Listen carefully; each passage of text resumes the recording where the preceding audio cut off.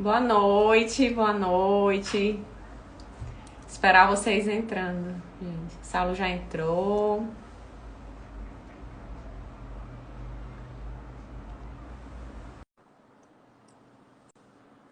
Oi, Fabi. Muito bom, gente. Oi, Saulo, prazer lhe conhecer. Olá, Brisa, tudo bem? Olha, muito Satisfação. feliz de você ter aceito esse convite. Eu tenho certeza que vai ser muito enriquecedor para a gente, né? Deixa eu ajeitar aqui também. Estou A aqui. gente, empregados da Ebicel, quem não é servidor da UFC, ou quem está passando no perfil e acompanha a gente. E aí eu quero, primeiramente, né, dar boa noite a todos que vão para a live e agradecer novamente você ter aceito. Sei que o seu tempo é corrido e a Tudo bem. gente valoriza muito essas pessoas que querem caminhar com a gente, né? E eu fico muito grata quando eu encontro pessoas assim no meu caminho e valorizo muito. E aí, gente, eu vou só Eu que apresentar. agradeço a Pode oportunidade, falar. Brisa. E Eu que aí, gente, agradeço a eu oportunidade para a gente conversar. Eu que agradeço. E aí a gente vai apresentar um pouco o Saulo, certo? O Saulo, o doutor Saulo, não sei como eu posso chamar. Ele é Não, médico pode do ficar à trabalho. vontade, Saulo. Pode ficar à vontade. Ele é médico do É. trabalho, ele é advogado, ele é professor adjunto de direito e é doutor pela PUC de Minas Gerais. Então, assim, quando eu vi o currículo do Saulo, meu Deus, dá tempo. Ele é tão jovem, com o currículo já imenso, extenso. Mas, assim, é só um pouco do que ele é. E fora a pessoa, que na conversa eu já senti que ele é uma pessoa muito humilde, né? E muito, como é que eu digo, ele é muito engajado com essa parte e dedicado. Então, assim, eu fico muito feliz em encontrar pessoas assim, como eu já disse. E aí eu vou deixar, eu não quero nem falar muito, porque eu falo demais, e eu quero aproveitar nessa uma hora, a gente aproveitar o máximo que o Saulo vai fornecer para a gente de informações, né, de palestras, e aí a gente vai comentando alguma coisa. Eu vou deixar o Saulo falar, tá certo? Muito bem, eu agradeço esse momento da gente debater sobre a saúde do trabalhador com a nossa representante dos empregados da BCE no Conselho de Administração. E a gente vai tratar aqui sobre a saúde do trabalhador, especificamente nos tempos aí de pandemia, os futuro do pós-pandemia e abordando os trabalhadores da saúde, né, de forma mais específica. Certo. A gente pode iniciar, pode. Pronto, eu vou falar só um pouquinho que a gente tinha combinado com o Saulo também, gente, de eu me apresentar, né? A atuação no conselho de administração, ela é um pouco desconhecida, né? Porque às vezes quem entra, eu escuto muito o relato assim, Brígida, eu lembro que quando foi no concurso eu estudei alguma coisa, lembro que tinha o representante dos empregados, o conselho de administração, mas as pessoas não lembram muito. Então, assim, uma das coisas que eu tento trazer como conselheira, representante dos empregados, é divulgar o que é o conselho, como é a nossa atuação como empregado, né, no conselho de administração.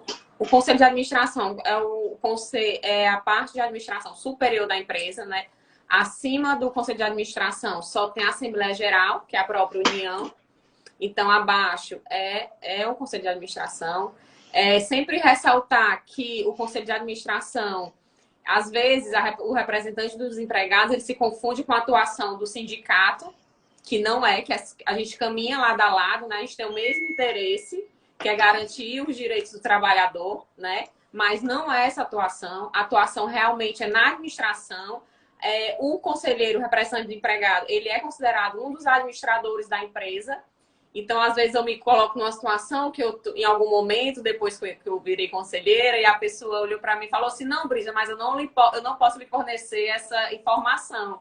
Aí eu tenho que explicar o que é o conselho. Eu sou conselheira, então assim, eu tenho direito, posso saber todas as informações da empresa. E aí, por ser conselheira, eu tenho minhas vedações, eu tenho as minhas aquela questão da vedação legal, né? Alguns assuntos, por tratar conflito de interesse, eu não posso estar discutindo. É outro ponto que eu quero estar falando aqui. Algumas coisas, realmente, eu sou impossibilitada de discutir, principalmente porque impõe vantagens. Então, às vezes, então, assim, gente, o que eu quero que vocês entendam, principalmente quem é empregado na EBSER e está vendo essa live, que vocês se informem um pouquinho do que é o Conselho de Administração, da importância do representante do empregado no Conselho de Administração. No Conselho de Administração, além do representante dos empregados, tem representante do Ministério da Saúde, Ministério da Educação, o próprio presidente da EBSER. Então, gente, assim, é um órgão super importante da nossa administração, certo? Então, assim, eu deixo aqui um pouquinho só apresentando, né? Um pouquinho do conselho. Eu vou falar só umas 3 atribuições rápidas aqui. Fixar as orientações gerais das atividades da EBSER. Então, uma dúvida que as pessoas têm é o que é que eu discuto? Se eu discuto só as pautas que envolvem o trabalhador. Não. Então, assim, eu discuto praticamente tudo que envolve a empresa. Então, fixar as orientações gerais das atividades da EBSER, examinar e aprovar por propostas do presidente políticas gerais, programas de atuação a curto, médio e longo prazo, em harmonia com a política de educação, com a política de saúde, com a política econômico-financeira do governo federal, aprovar o regimento interno da EBSER, que deverá conter, dentre outros aspectos, a estrutura básica da empresa, aprovar orçamento e programas de investimento, acompanhar sua execução, apreciar os relatórios anuais de auditoria e as informações sobre os resultados de ações da EBSER, autorizar a contratação de auditores independentes, que é super importante, opinar e submeter a aprovação no ministro do Estado da Fazenda por intermédio do ministro do Estado da Educação, vários relatórios, deliberar sobre a alteração do capital e do estatuto social da EBSER, deliberar mediante proposta da diretoria executiva sobre regulamento de licitação, regulamento pessoal. Então, gente, é todo o funcionamento da empresa. Então, passando um pouquinho para vocês, né? Um pouquinho da minha atuação, que não é o foco hoje, mas que eu sempre aproveito para falar um pouquinho. E agora vamos para o Saulo, que eu estou assim ansiosa. Quando eu convidei, né? Que a gente se conheceu, que deu tudo certo. E eu marquei logo, que eu fiquei, meu Deus, eu quero escutar um pouquinho o Saulo. E principalmente, assim, graças a Deus, um ponto forte assim, do meu mandato está sendo a comunicação com os empregados. Então, a gente sempre, claro que sempre pode ser mais, até porque de empregado da EBSER, acho que são mais de 35 mil, fora os servidores da universidade.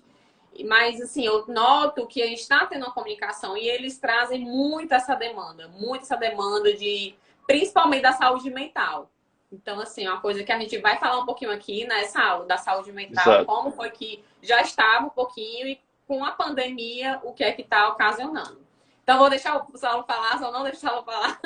Não, que é isso. Boa Muito noite, gente. importante esse conhecimento, né, a respeito do Conselho de Administração, as atribuições, né, do conselheiro representante dos empregados, que a Brígida ocupa. Então, é muito importante. Eu vou começar falando sobre o início, né? O que é acidente do trabalho, o que é doença ocupacional, né? Desse tema aí da saúde do trabalhador. No Brasil, essa definição está na lei. Não está na legislação trabalhista, vai estar na legislação previdenciária.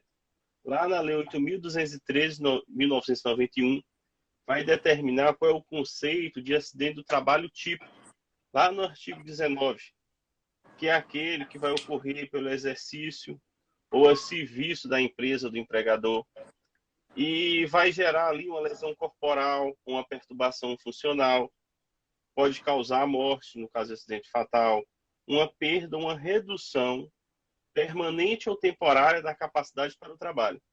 Então, a lei vai definir o conceito de acidente de trabalho típico. Aquele ali que a pessoa consegue observar de forma clara. Por exemplo, o trabalhador que sofreu uma amputação na mão no trabalho, o trabalhador que cai de uma escada. A gente viu o acidente de trabalho típico. Mas também no conceito de acidente do trabalho estão incluídas as doenças ocupacionais. Essas, sim, é de mais difícil diagnóstico. Não é tão evidente como um acidente de trabalho típico. Está na norma previdenciária, na Lei 82.13 também, esse conceito. Ele divide lá em doenças profissionais e doenças do trabalho. E ambas têm a mesma qualificação legal que um acidente do trabalho. E o que é que acontece? Essa doença ocupacional, ela vai ser investigada pelo médico do trabalho da empresa. Daí a importância dessa equipe de medicina do trabalho. São diversas as doenças ocupacionais. O Brasil não tem uma lista taxativa de doença ocupacional. Lá no decreto 3048, no seu anexo, traz alguns exemplos de doenças ocupacionais.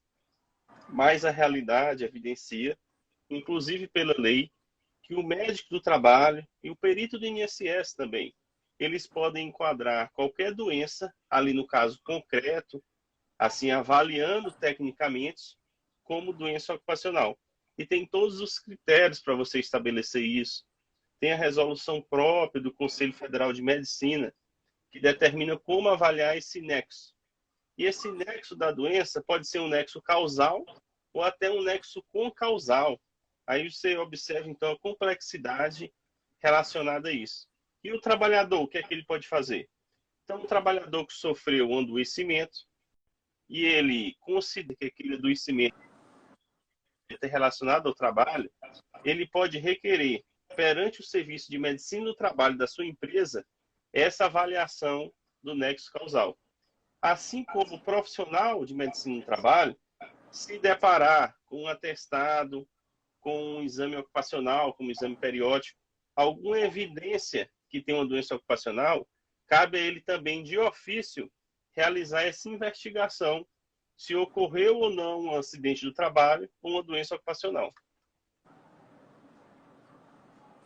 Algumas doenças são mais difíceis comprovar o nexo causal, né, Saulo? Exatamente. O que é que ocorre? Tem as doenças profissionais, aquelas ali que são típicas da função. A gente pode dar o exemplo aí, por exemplo, dos mineiros e a silicose. Aí fica mais evidente. Mas tem as doenças do trabalho. Ou seja, essas aí vão requerer ainda uma investigação maior relacionada a esse nexo. O médico do trabalho pode se auxiliar até de outros especialistas. Ele pode requerer um relatório do psiquiatra, um relatório do psicólogo, por exemplo, nos casos de transtornos mentais relacionados ao trabalho. Então, ele tem que fazer essa investigação. E a medicina não é matemática, né? Você não vai encontrar em uma doença ocupacional com uma porcentagem de 100% de evidência. Mas sim, existem os critérios. Não é uma avaliação opinativa, não é uma avaliação que vai depender de forma subjetiva de quem está avaliando. Tem os critérios estabelecidos pelo Conselho Federal de Medicina e o médico vai seguindo ali um a um e identificando, então, se há o nexo causal, se há um nexo concausal ou se não há nexo. Saulo, outra pergunta. Na sua vivência, né, e nas rodas de conversa, nos grupos, né, da atuação de vocês, tem alguma doença que está sobressaindo mais que as outras? Sim, até pós-pandemia, eu digo durante pós-pandemia, sim, que eu digo já depois mais do pico, né? Certo. Durante a pandemia e agora já vocês estão observando algum ciclo, assim, alguma repetição? Repetição, né? O interessante é de observar o histórico lá da criação da medicina do trabalho. A medicina do trabalho foi criada lá na Inglaterra com o objetivo de colocar o médico do trabalho dentro da empresa para se responsabilizar pelos acidentes. E naquela época eram os acidentes típicos, né? Amputações nessas fábricas, a situação degradante de trabalho à época, né? Depois vieram aí mais trabalhadores envenenados no trabalho. Vejam só, trabalhador que trabalha com produtos químicos. Aí depois no Brasil viemos, digamos assim, com um boom das LERDORTs. Quantos bancários foram afastados, aposentados por invalidez? E agora, o que é que a gente está observando mais, respondendo aí o questionamento da Brígida? São os transtornos mentais relacionados ao trabalho. Esses aí estão crescendo. Nessa fase de pandemia, ainda mais. Os dados do Instituto Nacional do Seguro Social comprovam que ocorreu um aumento de afastamentos previdenciários, aquele antigo auxílio-doença, que é agora o auxílio por incapacidade temporária, relacionado ao CID-F, ao CID relacionado aos transtornos mentais relacionados ao trabalho. Está cada vez mais se ampliando. E como você acha que as empresas estão se organizando? Há uma organização em relação a essa nova estatística? Ou acaba não tem, né, essa inovação diante do novo contexto, do novo cenário? Certo. De uma forma geral, há muito pouco cuidado com a saúde do trabalhador, especificamente com os transtornos mentais relacionados ao trabalho. Observe-se que existe até uma estigmatização. Lá na psiquiatria, eles usam o termo psicofobia. Eles até falam psicofobia é crime, que é a pessoa ter essa estigmatização da pessoa que já sofreu uma depressão, da pessoa que sofreu um transtorno do pânico, que tem um transtorno de personalidade. Então, muitas vezes, isso aí no âmbito mundial, as empresas têm uma tendência a acreditar que as causas do transtorno mental são relacionadas a um outro trabalho, à família, a problemas pessoais. E a gente vê, por exemplo, um caso famoso na França, que trabalhadores chegaram até, teve casos de suicídio relacionado ao trabalho, por conta, na época, uma privatização que ocorreu lá na France Telecom. E os executivos lá na França disseram ali que eram casos isolados, que era algum problema individual da pessoa. Então, ainda existe essa dificuldade de reconhecer. É o que a gente chama de subnotificação de acidentes do trabalho e doenças ocupacionais. Tem uma metáfora interessante que é um iceberg. Você vê um iceberg, só aquela parte de fora, né, que está fora da água. Mas o iceberg é bem maior debaixo da água, né? A parte que está submersa é maior. E assim eles tratam que são as doenças ocupacionais. A parte que a gente vê é bem pequena, mas tem uma grande parte escondida. Muitas vezes o próprio trabalhador ele tem medo de informar para a organização que está doente. E ser estigmatizado, né? E ser estigmatizado. Muitas vezes ele já faz acompanhamento psiquiátrico, alguma causa até relacionada ao trabalho, faz uso de medicação, mas tem medo de informar a organização sobre isso, com medo de ser estigmatizado pela organização, pelos colegas. Mas a gente vê que algumas vezes isso aí vai cada vez mais agravando e acaba gerando até o afastamento previdenciário. Esse assunto é muito importante, assim, pelo menos na minha vivência como representante, eu tenho acompanhando muitos trabalhadores nesse contexto de adoecimento mental, né, e até eu fico pensando como representante, a minha preocupação com os empregados, né, com a sua saúde e como conselheira olhando pela empresa também, a questão da empresa se preocupar com o trabalhador, com o adoecimento, que é o primeiro lugar, claro, e nem a preocupação também que as empresas devem ter no contexto de ver o seu afastamento, que impacta também na empresa, né? Então, assim, as empresas elas não teriam essa preocupação em estar despertando, nem que seja pelo lado funcional, assim, de manter a sua equipe, porque tem a questão do dimensionamento, tem a questão dos custos, né? Que agora eu estou atuando nos custos para a empresa. Então, eu noto, assim, de forma assim, mais empírica, que tem que ter uma preocupação maior. É como se a pessoa colocasse o atestado e fosse, não, é esperado, e não tivesse essa preocupação, né? Esse preparo dos sócios e estar acompanhando isso. Eu até uma vez questionei, de forma assim, fui no sócio uma vez e falei, gente, vocês estão acompanhando isso? Vocês fizeram um levantamento dos últimos meses, quantos atestados relacionados a afastamento relacionado à saúde mental? Porque só nesse mês, só em determinado estado, tantas pessoas me procuraram.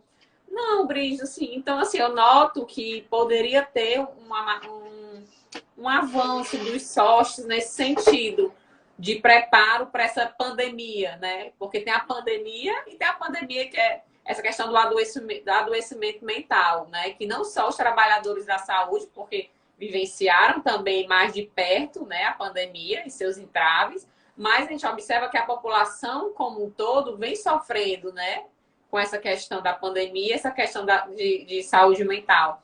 E por que não a gente não falar mais disso dentro do nosso ambiente de trabalho? Eu noto até o estigma de não falar no assunto, né? E eu acho que a gente tem que falar mais sobre isso.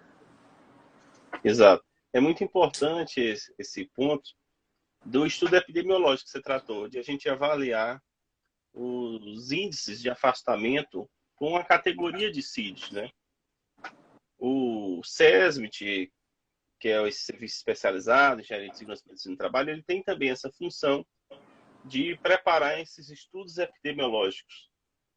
Ele vai verificar em determinado período de tempo, por exemplo, a cada 3 meses, quais são as maiores causas de afastamento, qual o período de afastamento, quantos dias foi a média. Então, são os indicadores, né? É importante, então, acompanhar os indicadores relacionados à saúde e segurança ocupacional.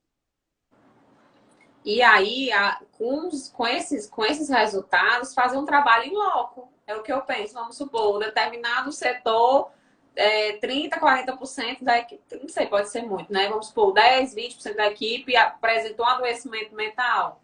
E aí, juntar com os gestores, né, que fazem parte daquela unidade, a gente vamos pensar em meios, né, para a gente contornar o que é que está acontecendo no setor, como a gente pode estar ajudando, né, a diminuir essa taxa. Eu acho que seria interessante esse tipo de atuação. Eu não vejo, pode ser que exista. Eu não acompanho, entendeu? Exato, é importante. Até também outro ponto importante, por exemplo, é apurar quais são os riscos psicossociais no ambiente de trabalho. Porque muitas vezes as organizações, em geral, elas vão verificar quais são os riscos biológicos, quais são os riscos químicos e físicos do ambiente. Mas, cada vez mais, estão avaliando agora tanto os riscos ergonômicos, também como os riscos psicossociais. Porque a primeira etapa para prevenir é averiguar o que existe, né? Você precisa primeiro ir na etapa da identificação, para depois dessa identificação, você elaborar um plano de trabalho de como que vai solucionar aquilo. Por exemplo, você encontra que em determinado setor tem um risco psicossocial que nos outros não tem. Então, se tem que desenvolver um plano de trabalho para em um determinado período, por exemplo, no próximo ano que vai se avaliar, identificar se teve a redução e ter soluções naquele determinado setor. Investigar o que está acontecendo ali, de fato. E o profissional da medicina do trabalho, ele tem essa competência porque é inerente à atividade dele realizar os exames, as consultas, né, no consultório médico. E aquela conversa do consultório médico, ela detém o perfil de sigilosa, né? O que na relação médico-paciente. Então, o médico do trabalho vai poder conseguir identificar em cada caso concreto o que está acontecendo. Interessante. E super necessário, assim, no dia a dia, o que eu acompanho realmente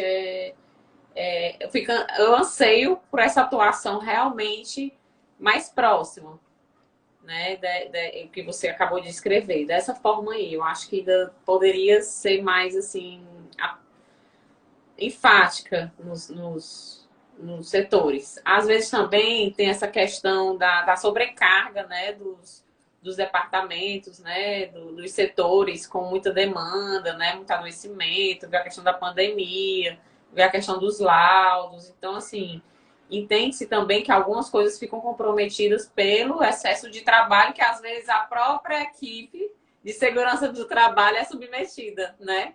Porque a gente pensa no adoecimento da equipe fora da segurança do trabalho. E muitas vezes a equipe de segurança do trabalho está sobrecarregada.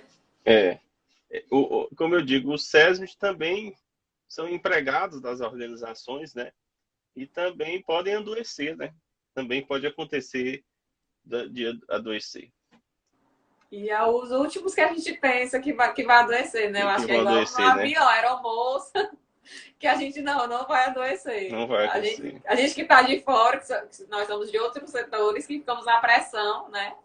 Quero dar até meu boa noite, meu agradecimento a todos que são da segurança do trabalho. Assim, eu respeito, eu tenho realmente uma admiração por esse trabalho, porque a gente está no dia a dia correndo e vocês, né, têm essa preocupação em estar parando para se preocupar com a nossa saúde, né? Porque a gente fica, principalmente os trabalhadores da saúde, que ficam naquela correria do dia a dia, né? Cuidando do outro, cuidando do próximo, adoecendo, né?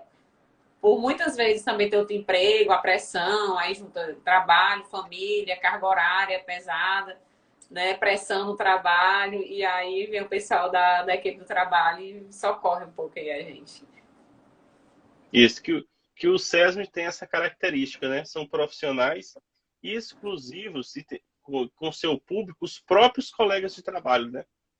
Diferentemente dos outros trabalhadores que têm o cliente, o público externo, o cliente do SESM é o público interno, né? E são seus próprios colegas de trabalho nas organizações, né? Isso, verdade. Viu, Saulo? Deixa eu ver aqui o que é que a gente mais ia falar. E essa questão do...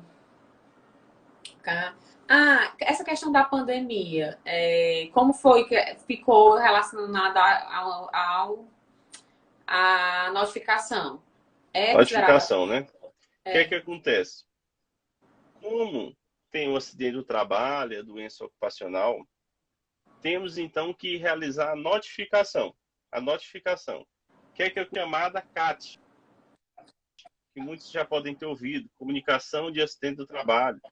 Ela está especificada também na Lei 8.213 de 91. A empresa tem a obrigação de expedir a CAT, a Previdência Social, em todas as vezes que temos a confirmação ou a suspeita de um acidente de trabalho ou doença ocupacional. É o artigo 22 da lei que estabelece isso. Tem que ser feita no primeiro dia útil ao da ocorrência. Se o trabalhador se acidentou, por exemplo, com um pérfuro cortante, no primeiro dia útil já tem que emitir a CAT.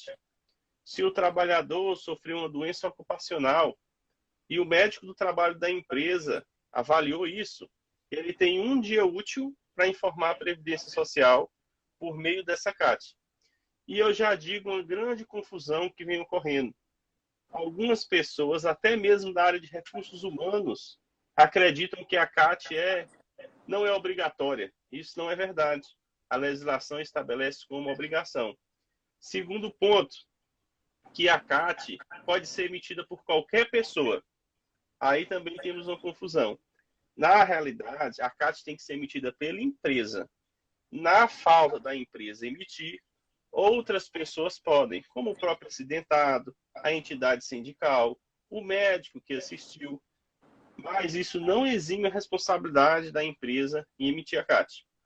E além da CAT, que é para a Previdência Social, tem outra notificação que algumas organizações esquecem, que é a chamada notificação compulsória. Temos notificação compulsória ao Ministério da Saúde de doenças ocupacionais. Na portaria número 5, são só 6 doenças. Ou seja, não são todas as doenças ocupacionais que vão ter essa dupla notificação. Previdência Social e Ministério da Saúde. E vou dar um exemplo de uma que é transtornos mentais relacionados ao trabalho, que estamos conversando aqui. Ela é estabelecida de notificação compulsória. Olha aí, então é muito subnotificado, né? Muito subnotificado.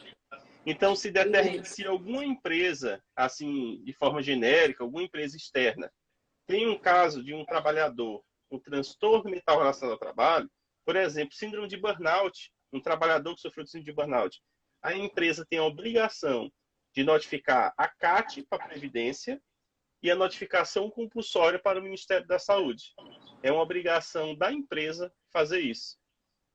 Onde eu tô, assim, realmente eu acho que é uma informação que poucas pessoas, eu acho que não é do meio, sabem. Saber. E outra questão interessante, que tem muita confusão, até na área até de quem ocupou cargo em recursos humanos, muitas vezes confunde isso.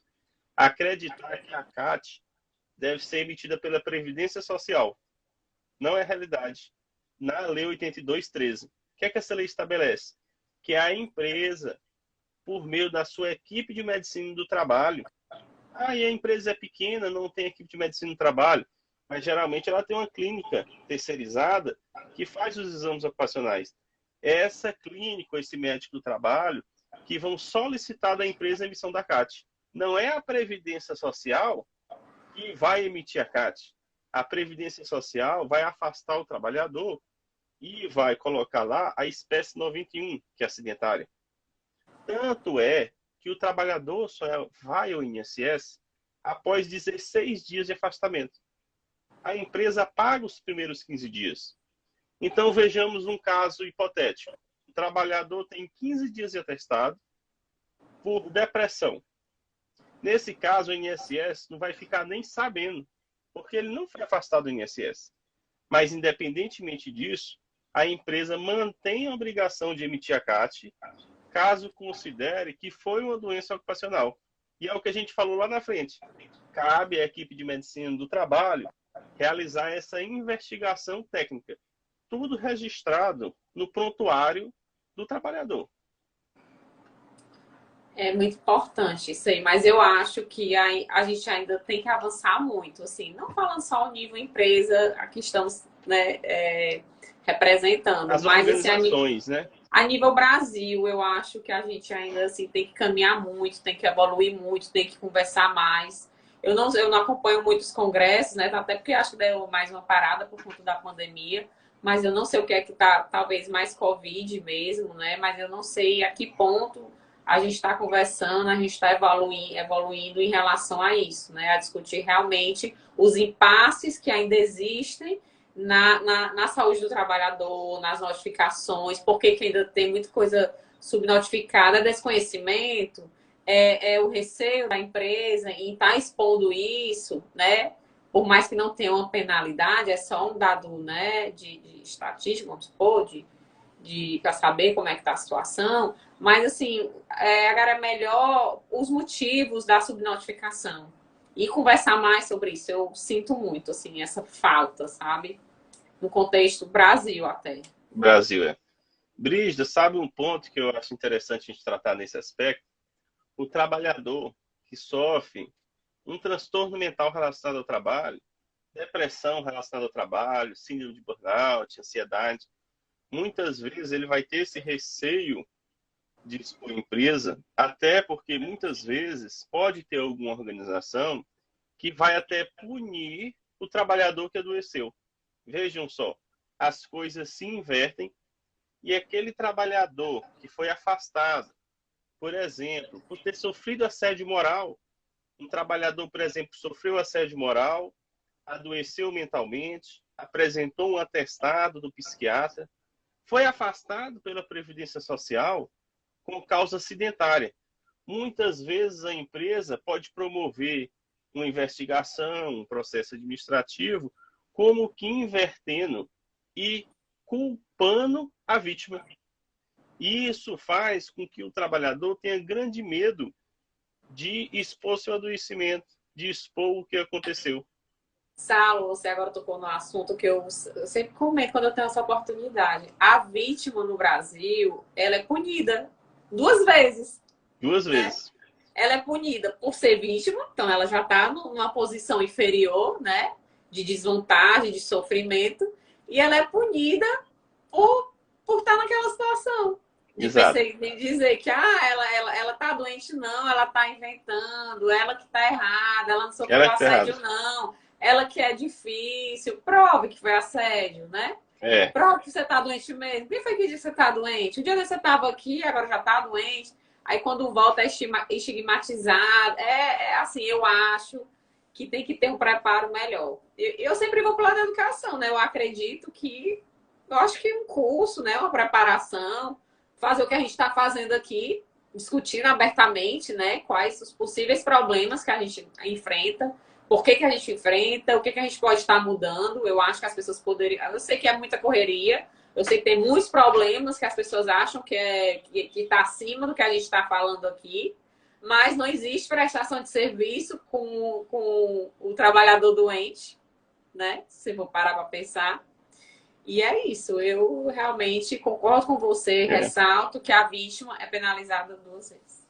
É que a gente chama aqui no Brasil de cultura de culpabilização da vítima, né? A vítima é culpada. E como bem disse, culpada 2 vezes, né? Ela vai ser a vítima a primeira vez e depois é vítima de novo, porque é culpada por ser vítima. Vejam só que incoerência que pode ocorrer mesmo na área trabalhista, do caso aqui que a gente está tratando hipotético de assédio moral, que pode gerar um transtorno, né? Então, vejamos como que em um caso que uma vítima que foi afastada por um transtorno mental relacionado ao trabalho, inclusive com o documento, por exemplo, do INSS, que a gente sabe que o documento do INSS tem presunção de legitimidade, tem presunção de veracidade, e muitas vezes ela ainda assim é desacreditada.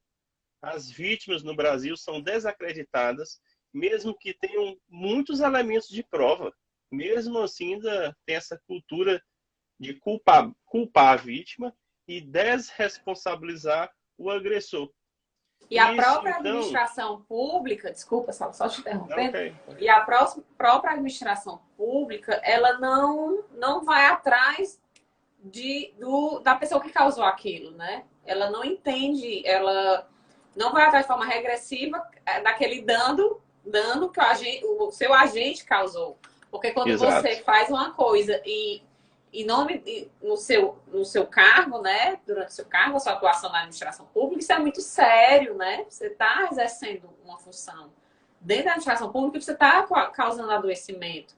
E além de causar adoecimento para o outro, né? Para o outro colega, tem a questão do dano da administração, né? Uma pessoa se afastou, a empresa, o órgão da administração direta ou indireta, né? Exato. Teve que repor aquilo, né? Teve dano ao erário.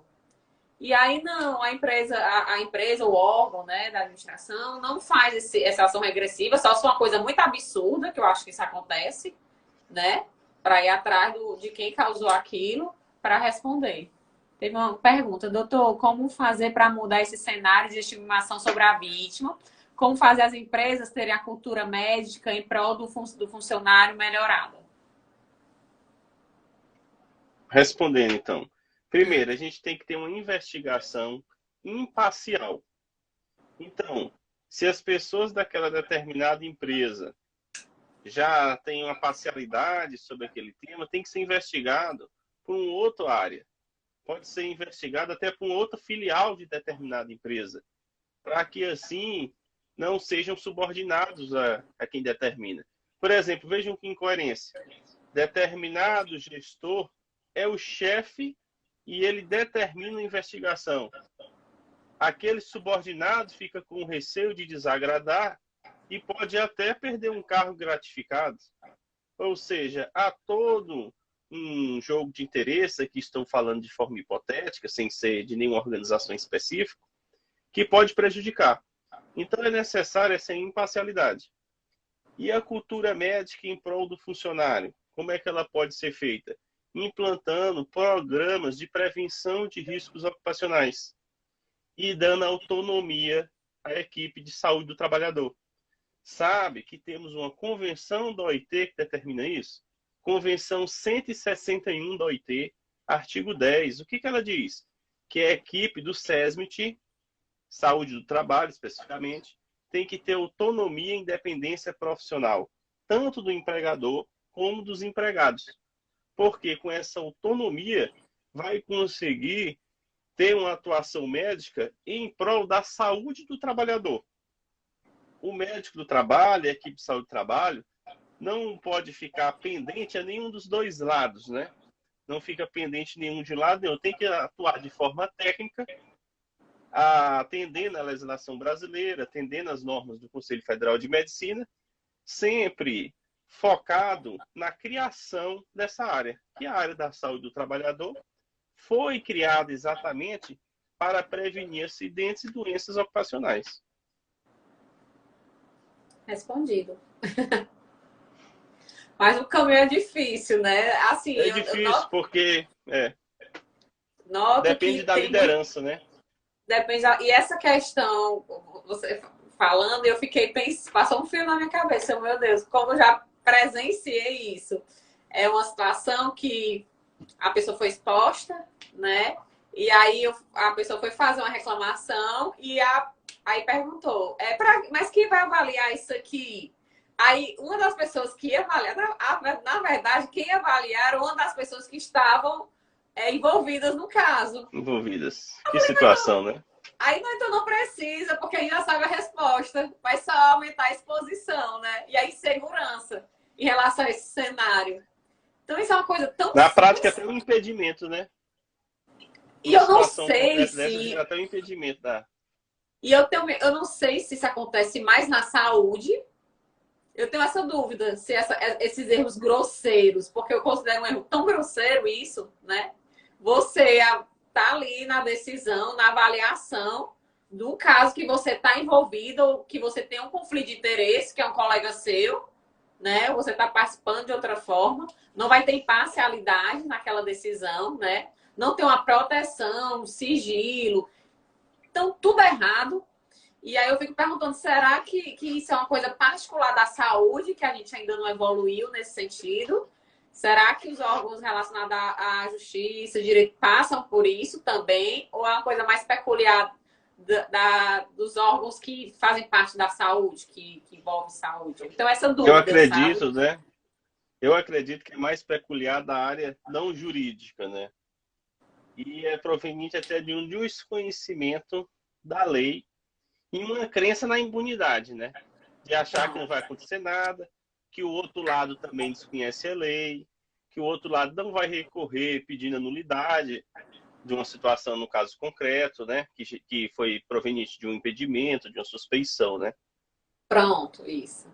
É isso mesmo, é a impunidade, né? Traz a cultura.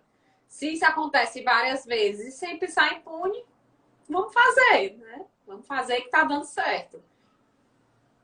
Muitas empresas hoje têm um setor de integridade, canal confidencial, autônomo, que auxilia bastante, incentivando as denúncias e investigação desses casos. Na verdade, né, falando da nossa empresa aqui, no caso, a gente tem na teoria, a gente tem tudo isso, né? A gente tem as ouvidorias que a gente pode estar recorrendo, a gente tem, falando até um pouquinho assim, né, dos canais que podem ser preocupados. Se você está vendo essa live, né, está passando por alguma coisa que a gente citou aqui, o que é que você pode achar na prática na empresa EBSER, já que eu sou representante dos empregados, né? Você pode fazer, deve, né? Uma coisa é a subnotificação da gente como empregado também. A gente desacredita dos nossos órgãos de controle, de fiscalização e de denúncia, né? Então, eu vejo muitas pessoas falando assim, não, Brígida, eu não vou denunciar, eu não vou abrir ouvidoria porque não vai dar em nada. E aí, realmente, fica mais difícil ainda. E eu sempre digo, gente, a gente tem que fazer a nossa parte, a gente tem que registrar o que está acontecendo. Então, assim, procurar as ouvidorias, tem o site o site da ouvidoria da EBSER. Nós temos comissões de mediação e conciliação, né?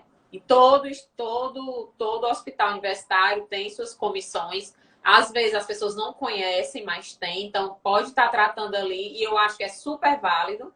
Talvez você vá sentir segurança no primeiro momento e estar levando uma situação dessa, que não deixa de ser chato, né? Não deixa de ter uma exposição maior. Mas, assim, quando você vai para uma comissão dessa, você já está registrando o que está acontecendo. Eu acredito que é importante esse registro, né, Saulo? Não sei se você Exato. concorda comigo. É verdade. É mais um embasamento. Tem isso. Eu acho que as comissões de ética... Eu estou falando isso porque foi hoje ou foi ontem, uma pessoa me procurou com essa demanda. E me procuram demais, Brígida. Eu estou sendo perseguida, eu não sei mais o que fazer, a pessoa tá. E pessoas assim que fazem isso são pessoas inteligentes, gente. As pessoas se elas fazem documentos contra você, então elas sabem se armar contra você. E a gente que é você que pode estar assistindo essa live e está do outro lado, você também tem que formalizar o que você está passando. Por mais difícil que seja, por mais fragilidade que você esteja no momento, por mais que você se sinta sozinha no momento, né? Eu acho que eu passei por uma situação parecida, então eu tenho propriedade para dizer o que, é que a gente sente no momento desse, é desse caminho, é desacreditar do sistema, né? É aquela história do lado da corda, do lado mais fraco, vai quebrar para você, porque você é o lado mais fraco da situação, muitas vezes. Mas eu tenho uma coisa comigo que a gente tem que fazer a nossa parte, né? E tem que registrar e tem que acreditar. Né, Sal? Se a gente não acreditar nos nossos órgãos de controle de fiscalização. Verdade. Tem uma saudação aí ao Fábio Nero. Já trabalhei com ele, moro em Minas Gerais. Um grande abraço por estar nos acompanhando. E Que bom. isso é interessante porque é necessário que realize a investigação de forma imparcial. Eu até sugeriria assim para as organizações que as comissões de investigação preliminar, se fossem por sorteio, né? As pessoas fossem sorteadas para participar, não escolhidas ali a dedo. Vou levar né? a sua consideração, Saulo. Né? Vou levar. Sabe, não é interessante? Até mesmo como o Poder Judiciário atua, que quando se faz ali o ingresso de uma ação judicial, vai ser sorteado qual é a vara trabalhista que vai ser julgado. Não é determinado especificamente cada magistrado, né? É importante, assim, para a imparcialidade, um sorteio dentro de um banco, né? Você tem um banco de nomes, pode ter aí 100 nomes de empregados que participam de comissões de investigações preliminares e faz o sorteio entre aqueles, de forma que não vai ser algo ali indicado, né? Que pode ali prejudicar o andamento, assim, de forma hipotética, né? A gente tem que ter todo a cautela em falar. Anotado, viu? Vou levar para a sede. Esse mês ainda. Para nossa corregedora.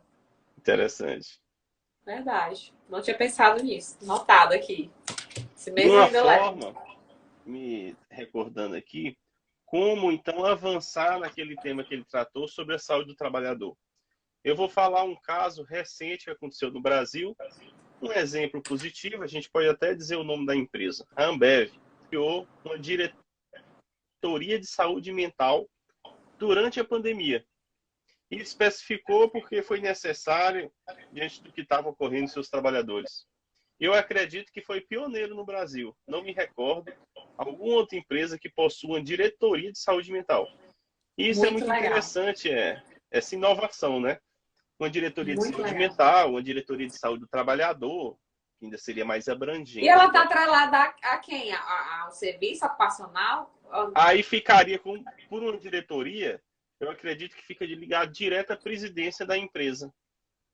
Porque geralmente as empresas possuem diretoria de TI, diretoria de tecnologia da informação. E quando a gente vai observar, não há essa diretoria de saúde do trabalhador. E é importante dar esse mesmo destaque, né? Como esse grande exemplo dessa empresa que eu citei, que criou, né, para ter mais foco nessa área, né, em programas de saúde mental. Gostei. Gostei muito. É um perigo eu ficar sabendo dessas coisas. Mais uma sugestão, né? Eu já só liga teu caderno, eu tô só anotando as coisas. Eu me recordo, Brígida, de um jurista famoso brasileiro, que é o desembargador Sebastião Geraldo. Tive até aula com ele já em Minas Gerais. E ele é dessa área de saúde do trabalhador, desembargador do trabalho. E ele, no livro dele, ele comenta a seguinte coisa: a gente consegue observar a importância que uma organização, que uma empresa dá para a da saúde dos trabalhadores, conforme onde está na caixinha do organograma. Onde que a área da saúde do trabalhador está no organograma de determinada empresa. Conforme está no organograma, você identifica. É uma diretoria? É uma gerência? É uma unidade? Assim, se é maior, dá uma importância maior, né? E é a avaliação dele, né? Não são minhas palavras. Tá certo. Concordo com ele. Concordo. É isso mesmo. O pensamento é esse. Porque senão faz só o que a lei manda, né? Só aquela coisa ali, vai dar certo. Que as normas regulamentadoras estabelecem os parâmetros mínimos, né? Mas a gente sabe que a finalidade é mostrar estatisticamente a redução das doenças ocupacionais.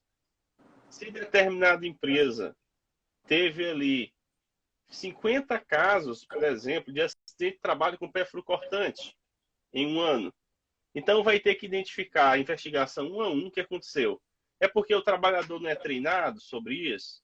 É porque a caixa ela está muito cheia e continuam colocando seringas acima, e você vai ter que ter soluções para no próximo ano ou no próximo período demonstrar que estatisticamente reduziu. A finalidade, claro, é zerar os acidentes do trabalho, né? Zerar as doenças ocupacionais. Essa é a grande finalidade da área de saúde e segurança do trabalhador. Vocês trabalham muito com indicador, Saulo? É necessário, né, ter esses indicadores de absenteísmo, indicadores que a gente calcula, por exemplo, indicador de tempo perdido, qual foi o período de afastamento daqueles trabalhadores. Em um ano, quantos dias de afastamento somando todos os trabalhadores? Porque a E gente nas vê em- muito, a gente vê Pode muito falar. essa questão do BI, né? Hoje em dia está muito assim, em evidência, né? Os dados em gráficos públicos, né? E isso. E como é que tá esses dados do trabalhador, né? Essa questão de todos esses dados que você falou, esses indicadores, eu não sei como Exato. é.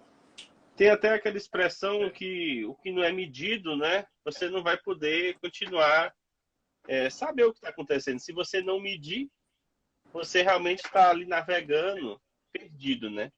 Então tem que ter os indicadores em cada empresa tem que desenvolver estudo epidemiológico sobre acidentes do trabalho dentro dos ocupacionais. E esse estudo epidemiológico é algo contínuo.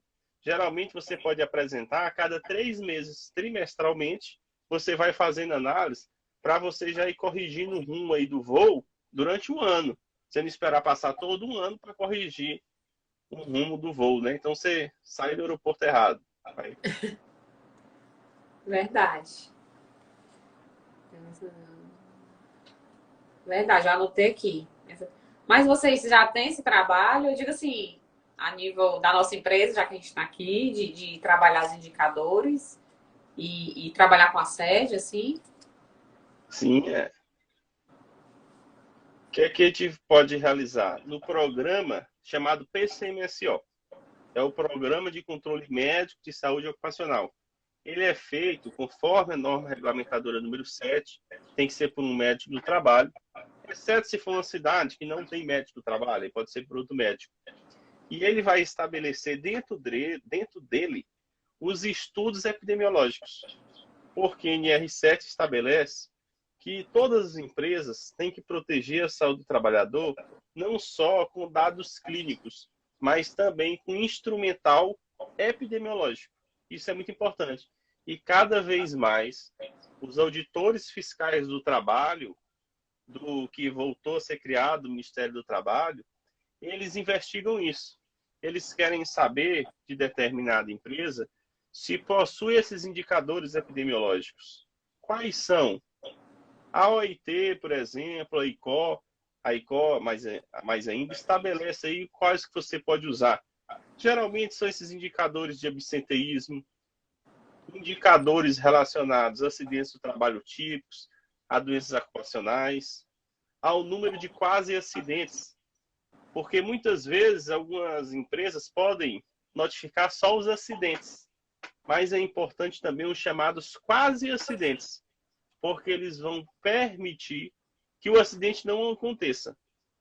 Porque há uma pirâmide interessante que demonstra o número de quase acidentes que ocorrem para ocorrer um acidente.